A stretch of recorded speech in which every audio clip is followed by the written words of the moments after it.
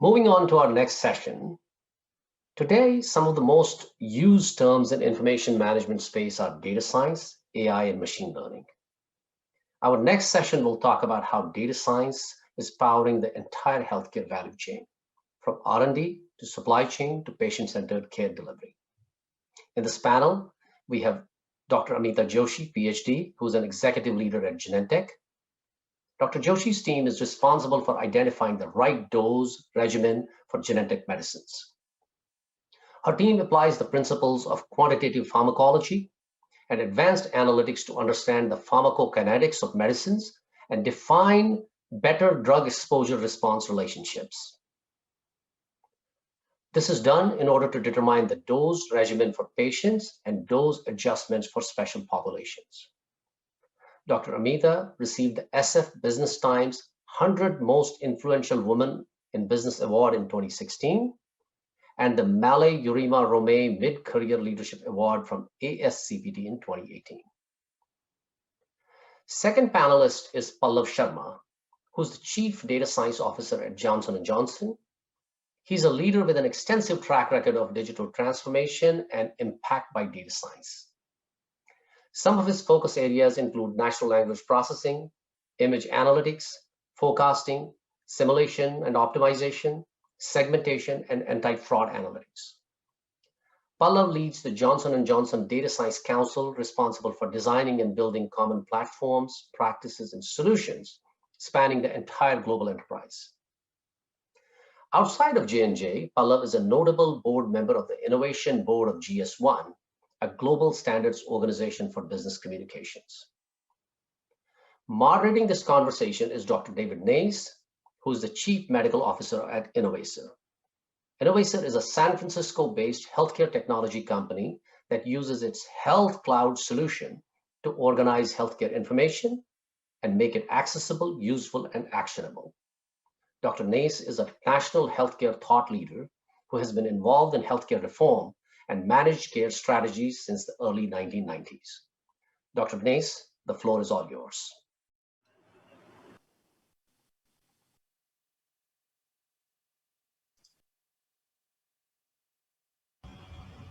You're on, Dr. Nace.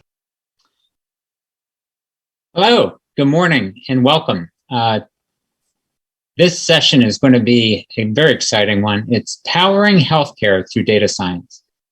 We have three panelists, myself being one, and let me introduce them in the order you'll hear from them. First is Amita Joshi, Dr. Amita Joshi. She's the Vice President for Global Head of Clinical Pharmacology at Genentech. She's been at Genentech for 21 years leading clinical pharmacology efforts. And Amita, welcome. Thank you. And then we also have Pallaw Sharma, who's the Chief Data and Science Officer at Johnson & Johnson. Deep supply chain data experience before J&J at Microsoft, Emphasis.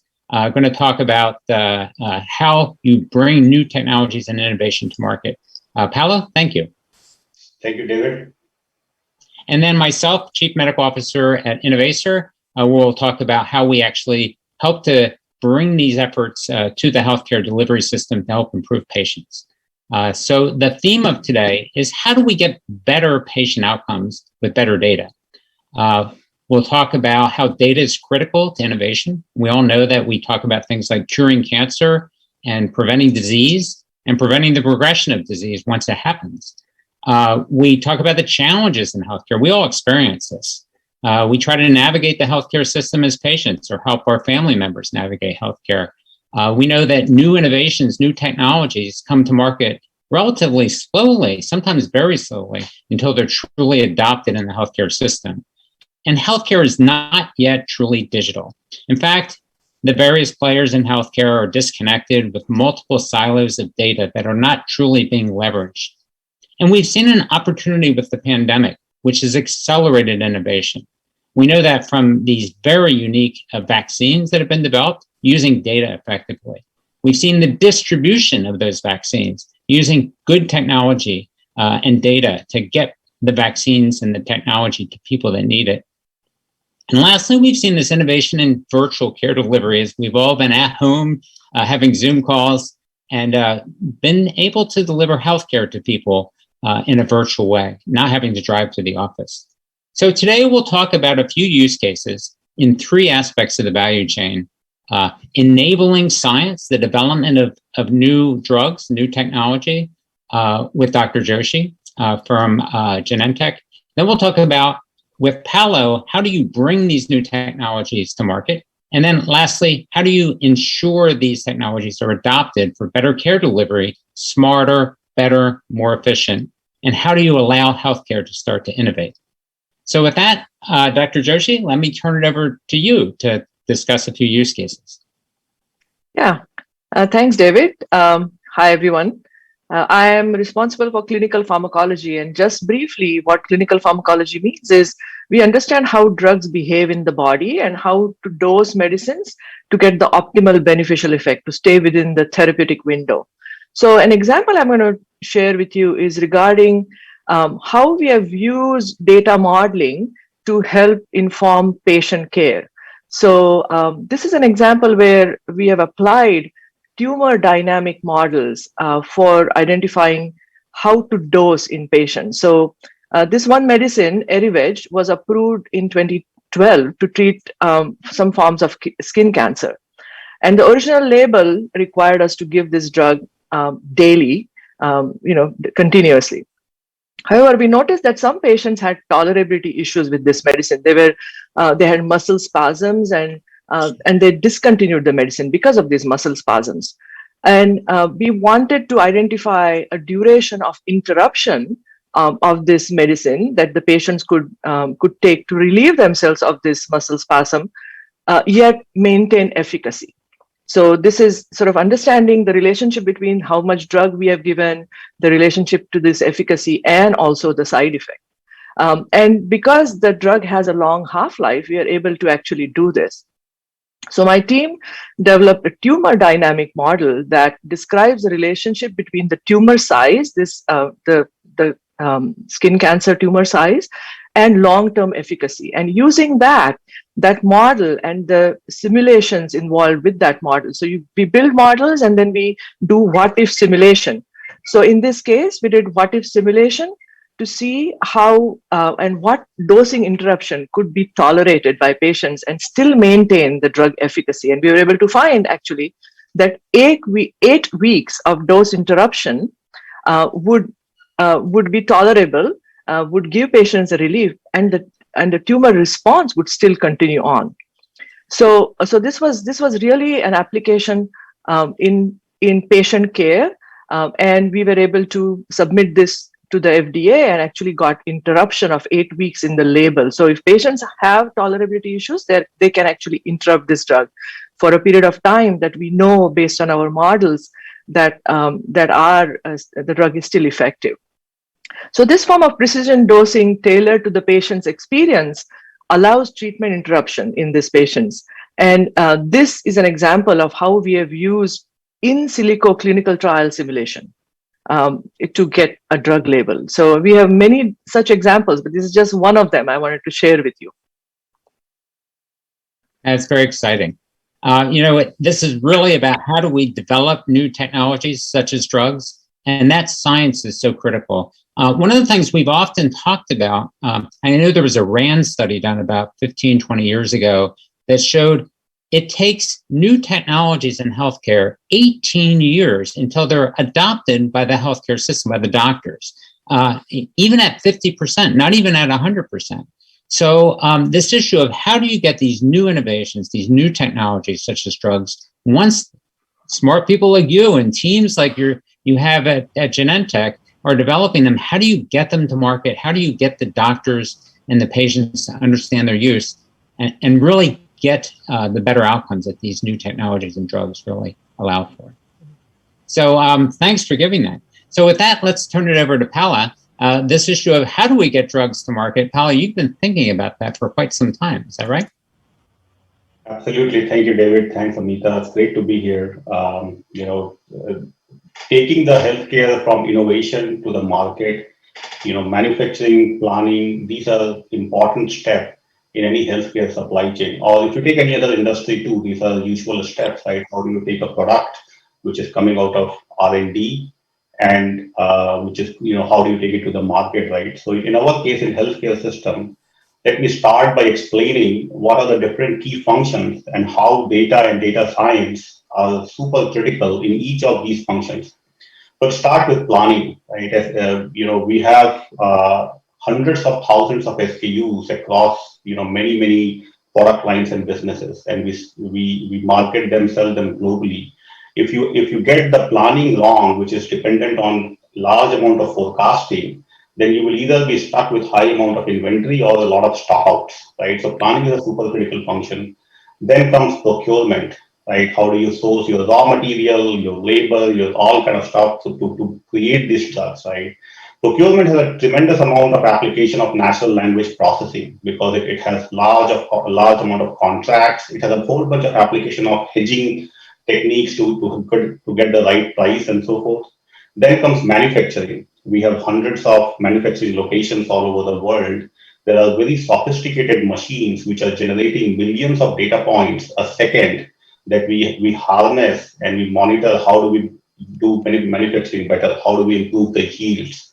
A lot of manufacturing and quality is actually using computer vision. You take a high resolution, high speed image, and then you analyze whether the quality is up to the mark or not. Then comes delivery, warehousing, transportation, right? Again, hundreds of warehousing locations, thousands of points where we deliver. Here, we do a lot of work using operation research, route optimization. A lot of work we do with computer vision to make sure that our product is getting ready in the right shape, right form to the market, right? And finally, quality, which is a very, very critical function in such a highly regulated industry that produces, therapies and drugs, which are so critical for our health. So again, a lot of work using natural language processing and quality, image analytics, and so on. And most importantly, how do you connect all of these? So these are not the functions in silo. How do you take all the way a signal from R&D and from the market on the customer patient side, and how do you connect the whole supply chain together? So that has been the focus of my work. I will take a couple of examples just to double click on how these things work, right? So let's take forecasting. With hundreds of thousands of SKUs and thousands of locations, with time slices, right, which you have to predict what demand will happen in which market in what time frame for a particular SKU. You're talking about a large scale machine learning system that takes tremendous amount of structured and unstructured data. There's a lot of data pre-processing, dozens of algorithms. We actually use a lot of cutting edge statistical algorithm, machine learning algorithm, using even deep learning techniques, a lot of open source techniques that we deploy to predict the demand and supply matching for a particular SKU in a particular market in a particular time frame, right?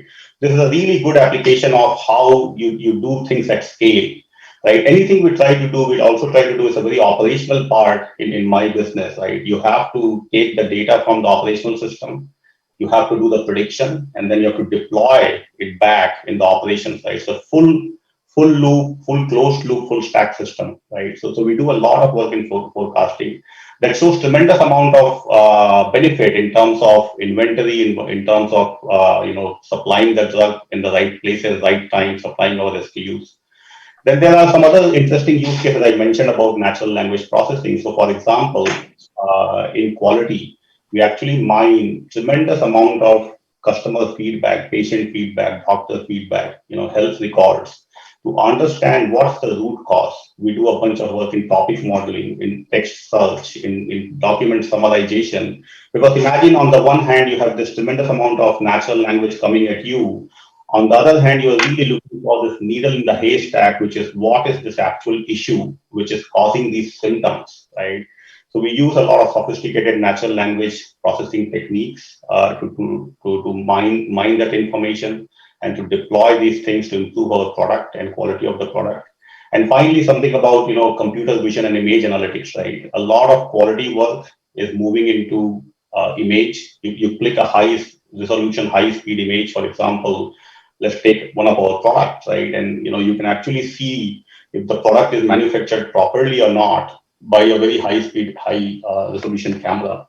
So you're talking about, again, tons of images coming at you pre-processing the image, doing a lot of very interesting deep learning techniques on image, and then predicting whether this is right quality or not. We also have a lot of interesting use cases in the field where we supply surgical instrument. We can actually take a lot of pictures and then mine and say which instrument is exactly missing where, right, during surgery and so forth. So across the whole supply chain, all the way from planning, procurement, manufacturing, delivery, quality, and connecting the dots, data is the lifeblood, and data science is actually doing tremendous amount of service in order to take these therapies and these drugs and these products, from R&D to the marketplace. That's very exciting. I really like this discussion about how artificial intelligence and machine learning is really helping to expedite both the quality and the safety and the speed to market. I think it would be great if we could hear, Amita, maybe perhaps how AI and machine learning is being used in the actual development of new drugs. Maybe you have yeah. Right. Thanks for asking, David. Yeah, we are, these emerging areas are we are doing active experiments and exploring and developing these new areas.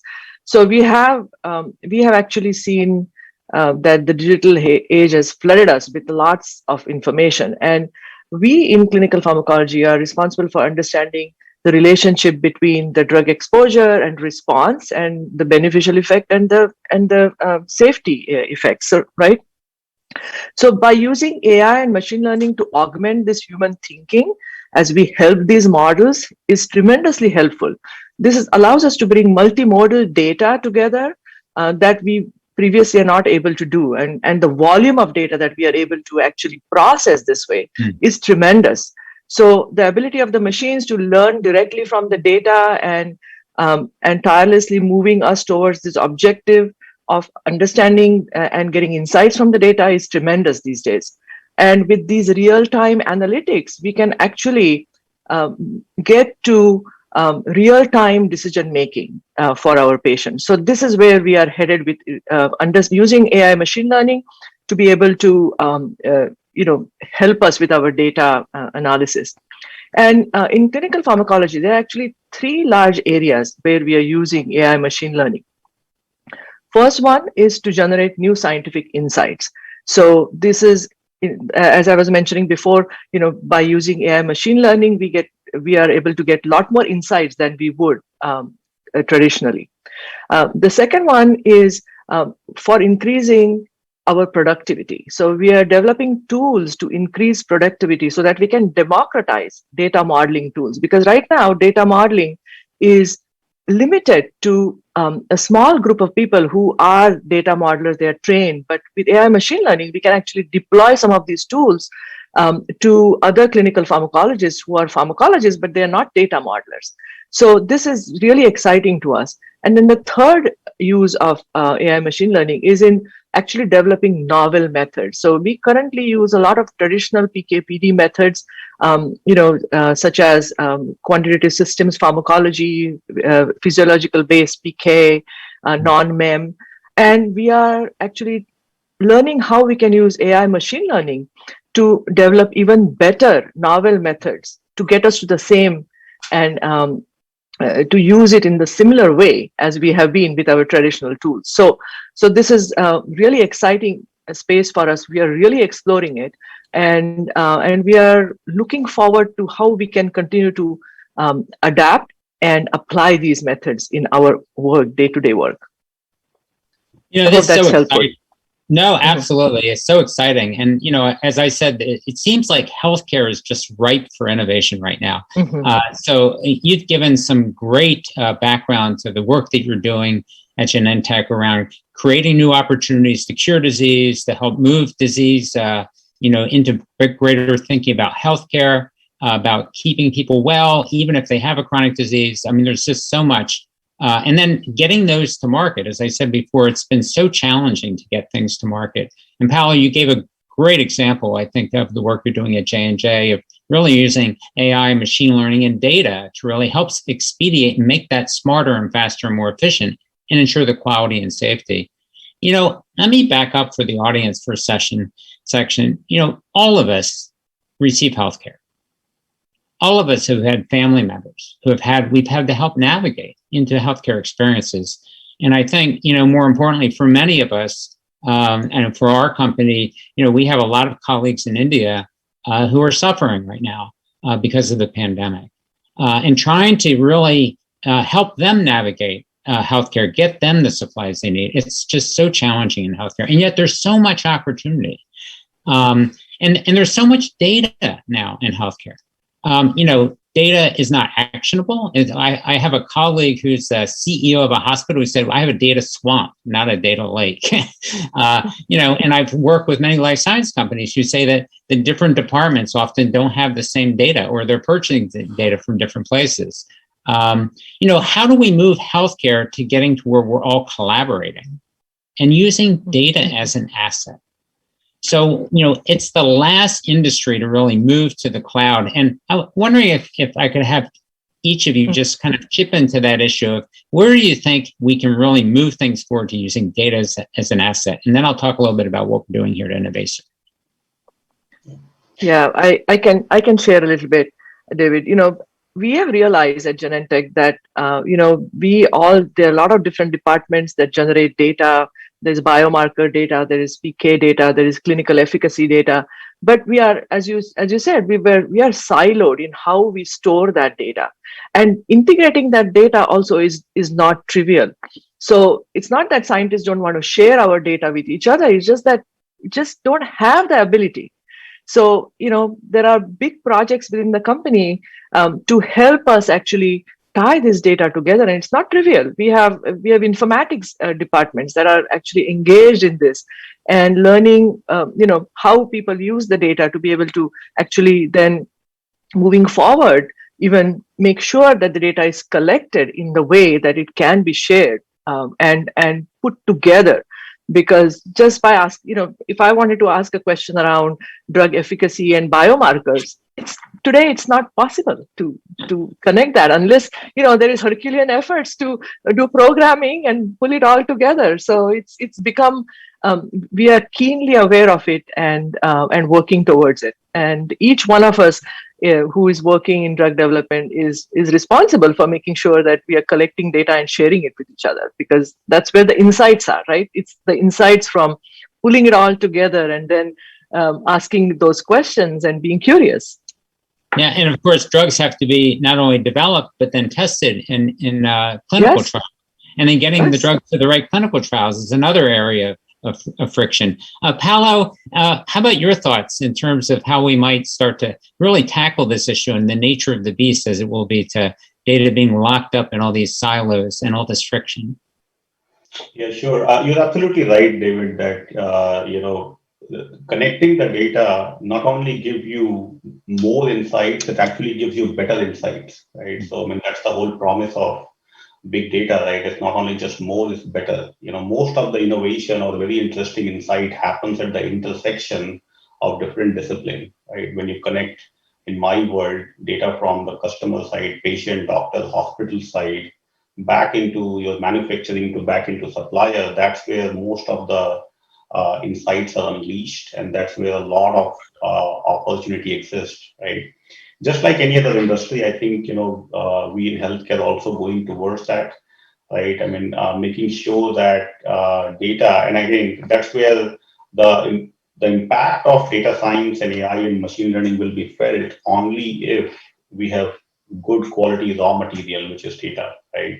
So it's all of our responsibility, and we are very keenly aware of that fundamental, that foundational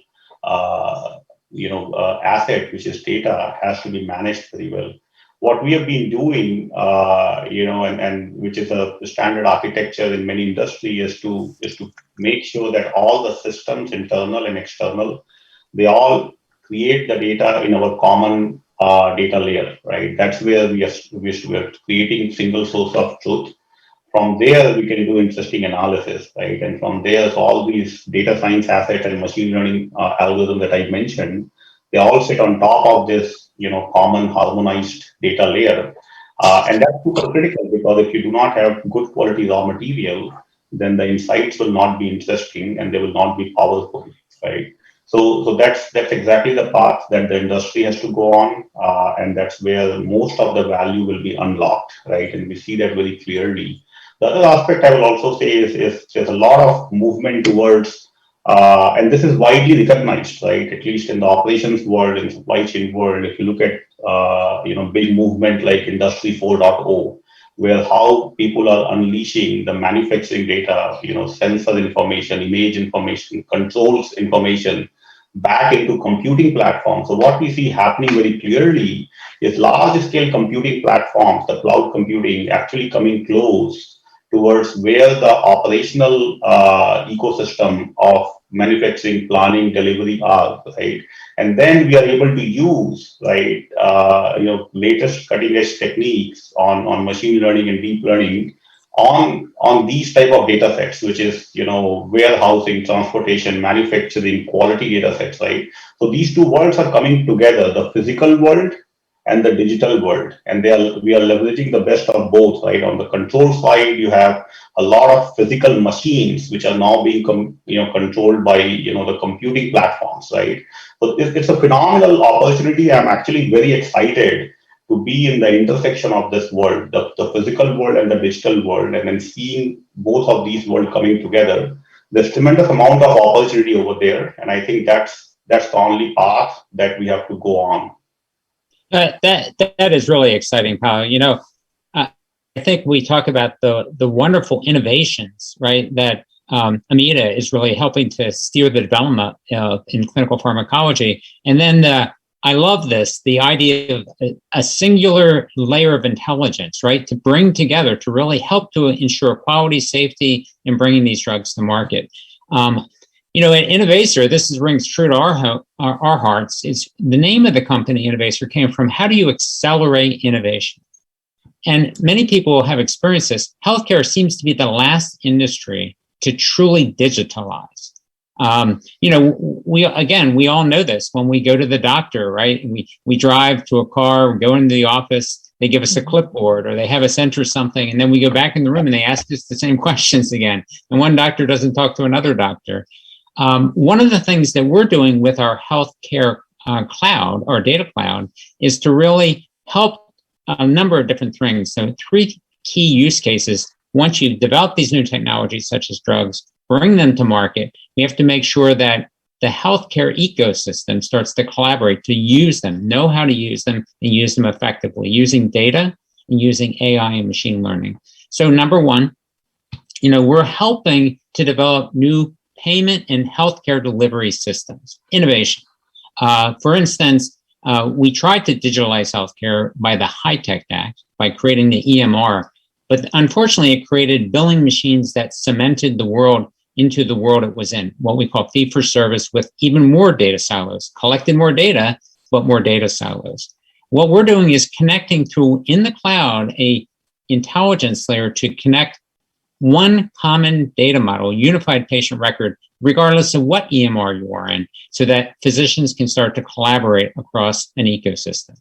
We're also connecting physicians with patients with care managers so they can work together as a team, have the same information they're working on. All those things that Joshi described as, even in her world, people are operating in different silos. Not that they don't mean to. People in healthcare want to work together. They just don't have the same information. And we're helping to connect that by bringing people connected in the cloud. And then payers. People forget that the payment is done by the insurers, and they're interested in improving the health of their enrollees, their members. So we're connecting the payers with the providers to bring in that information from the EMR and be able to then add insights they have from across the pharmacies, the different providers, the health systems. I'm in Washington, D.C. right now, but I get my healthcare in San Francisco. We can connect all that because I go to the same insurance company, and then put those insights into the workflow of the physician when they need it. I think, Pallaw, as you said, actionable insights. People need to know what to do. And then lastly, and this is the most important, why it really was exciting to hear what you're doing in the supply chain, Pallaw, is helping payers and providers transform, really truly digitally transform, by creating that single layer of intelligence, as you described, in the cloud, to get rid of many of the legacy 20, 30-year-old data warehouses, middleware, dashboards, analytic tools, BI tools that, again, are kind of data silos in itself. So unlocking that data, get it harmonized, and then truly being able to improve the experience of all the members of the healthcare ecosystem, patients, consumers, pharmacists, doctors, the payers, and help to lower the cost of care and improve the quality of care. And this has been some great insights. I would love to have each of your perspective of what the future might look like maybe 5 years from now as we continue to move down this path. Let's start off with you, Joshi. Dr. Joshi. Yeah, yes. So, I was going to tell you a little bit, and this is where I think the future is headed, is how we use real world data, real patients, in the real world using medicines, and what are we learning from them. So we have been using EMR data from in cancer patients from Flatiron. Flatiron Health is a company that curates longitudinal data from patients, how the patients are treated and how they are doing on the treatment, what are the different treatments they're getting, and so on. So we are able to actually learn from that and understand the treatment paradigms that are used. And we are also able to understand how the disease behaves in patients when they are taking medicines. And this is post-approval. So this is post-approval medicines, right? So we are able to learn from that and use those insights to inform us as we are bringing in better innovations in our drugs, and also new uses for the same drugs. For example, the example that I shared with you before regarding the interruption. Imagine a world where we would be able to see how patients actually use and tolerate and benefit from drugs, and actually in real time learn from that and inform their treatment. That would be amazing. I think we are getting to a place where, in 5 or 10 years, we will have a lot more examples of that actually happening, not just in cancer, but in other areas also. There are so many diseases with unmet medical needs, right? So any way we can learn from patients in real time and use that knowledge to inform us is going to be key. Absolutely. That makes such great sense. Pallaw, your view of the future and what data can bring us in help. Sure. I go back to a very famous saying that we tend to overestimate what can be done in 1 year, and we tend to underestimate, what can be done in 5 to 10 years, right? So in 5 to 10 years, I see a few trends which are very strong and they will continue. One, we will generate more and more data and information across the whole healthcare value chain, all the way from R&D to clinical trial to operations to delivery and monitoring, right? So more and more data will be generated. More and more personal data will be generated, right? I mean, a very big thing happening in healthcare today is personalized healthcare, right? I mean, based on genes and individual patients' data, right? So more and more it will become personalized. Second, more and more data will be connected. It's not only will be generated, and we see that happening in operations, right? When we connect our machines, not only we talk about lighting them up first of all, which is generating more data, then connecting them, and then making them more intelligent, right? That's the third point, which is more data, deeper connection, more intelligent execution, right? So this will actually transform, and what will happen is that we will see this intersection of really high-powered computing platforms, right, coming from high-tech companies, deep domain knowledge coming from healthcare and manufacturing and physical goods handling company, and then sophisticated machine learning and AI algorithms optimizing every step, and not only every step, optimizing the whole chain, right? So I see those trends very very clear and very bright, right? More data, more personalized data, deeper connection between different parts of the healthcare value chain, overall optimization, which is and all geared towards, we in healthcare industry, all of us believe deeply the first responsibility as we stay in our company is towards our patient, doctors, nurses, mothers and fathers, and who use our product, right? So it will all be in the service of better healthcare delivery, right? So we will optimize R&D, we will optimize clinical trial, we will optimize how do we make and deliver the drugs, and we will optimize how the patient care is getting delivered, right? So this will become a phenomenal, optimized ecosystem, and I can't be more excited about it. That's exciting. And, it's true. Healthcare is a over $3 trillion expenditure. And the Institute of Medicine says half of that money is probably wasted because of this disconnected nature, the data locked up in silos, the inability to bring innovations to market quickly.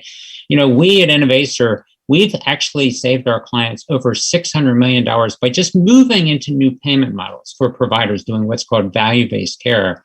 We've been able to finally get payers and providers to share data and collaborate, right? Not just to fight all the time about who should be paying for what. And then lastly, I think, Pallaw, you captured it with that layer of intelligence, help to retire the IT systems. We've been using this sort of digital transformation for both payers and providers to help them save some 50 to 70% of their money that they spend on these systems as they migrate to that single system of intelligence. So this has been a great panel, a great overview of the kind of innovation that data can bring us if we unlock the data silos, start to connect them, use machine learning and AI, and really try to create new products, bring them to market quicker, and then help people care as one to work together, lower cost of healthcare, and help get people healthier. Thank you very much. Back to Sandeep.